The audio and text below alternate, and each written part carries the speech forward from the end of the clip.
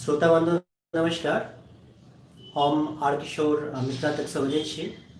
मिथिला में अखने अखने चुनाव भेल अछि। मुदा अपने सबके जना जनतब हैत जे लोक सब चुनाव जीतल, पार्टी सब चुनाव जीतल, मुदा मैथिल लोकनि पहिनो हारै छलाह और अखन ओहू बेर हारि गेला।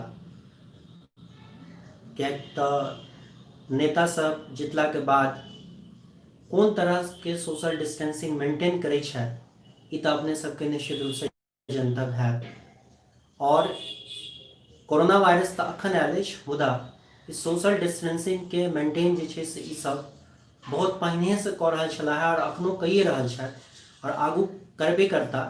किएकि ई तो कोरोना के बहाना छै, मुदा जनप्रतिनिधि लोकनि जे छथि, MP MLA लोकनि या फिर जे लोकनि छथि वो एनाहिए जे छै से जनता सबसँ दूर रहै छथि और कोनो जनता से लगाव के गप नहीं करै छथि। जे किछु अपने के प्रोजेक्ट भेट रहल अछि ओ केंद्र के प्रायोजित जे किछु प्रोजेक्ट अपने देख रहल छियै, चाहे वो एयरपोर्ट हो या फिर एम्स के एस्टैब्लिशमेंट के बात हो, ये सब सबटा जे छै से केंद्र के फंड से भेट रहल अछि। मुदा जहाँ तक जनप्रतिनिधि सबके गप छनि तऽ एको गो जनप्रतिनिधि सब जनता से जुड़ल नहीं छथि और वो जनता से जे छै से अपना आप के विलगाव केने रहै छथि हरदम। तो ई अपने के जनतब निश्चित रूप से हैत कि हम सब जे वोट दै छी ई वोट के की महत्व अछि, कि वोट हम सब एनाहिए दै छी या किछु न किछु ई वोट के महत्व अछि, इम्पोर्टेंस अछि। तो अपने के जनतब दी कि महत्व तो अछि, मुदा जै तरह से आक्रमण्यता ई लोकनि के भऽ गेल छनि तई तरह से हिनका सबके छुटकारा भेटनाइ बड़ मुश्किल है। चाहे कोनो पार्टी के सरकार बने बिहार में, मिथिला क्षेत्र से जे पार्टी जीत के जाए ओ खास कर बिहारक जे छै सरकार वो तो जेनाहिए निस्बद्ध छला ओनाहिए निस्बद्ध रहत। और जे किछु अपने लोकनि देख रहल छी परियोजना, जेना कि दरभंगा एयरपोर्ट शुरू भेल, एहिमे बहुत रास लोग के सुविधा सेहो भेट रहल छनि, बहुत रास लोग के फायदा भेट रहल छनि। अपन गाम जे छै से ओ सीधे दिल्ली मुंबई या फिर बेंगलुरु से सीधा अपना गाम आबि रहल छथि।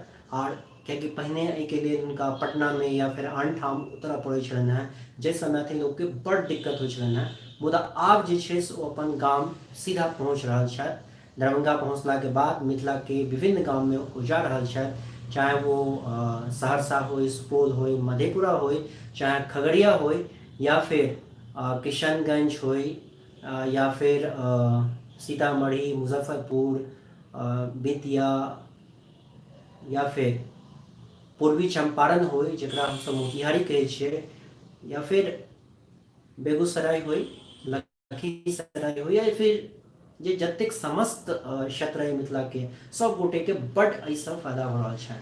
तहिना एम्स के सुविधा सेहो हमरा बुझना जाइए जे 3-4 बरख में ई निश्चित रूप से बन कऽ तैयार हो जाए। और हम एना आशा करै छी जे एहिसँ मैथिल लोकनि के और बेसी फायदा हेतनि। तो अपने की जनतब आइ के एतबे, और अगला दिन हम सब फिर गपशप करब टटका टॉपिक लऽ कऽ, टटका बात लऽ कऽ। हालांकि बहुत दिन के बाद हम गप केलहुँ हैं, कियाकि अपन पठन पाठन में हम बहुत दिन से लागल छलहुँ और हमरा कनी पलखैत नहि, हम अपने सबके प्रार्थी छी। तो बेस आइ के इतने एतबे, और हम सब आशा करै छी कि भेंट घाट होते रहते। तो बेस नमस्कार।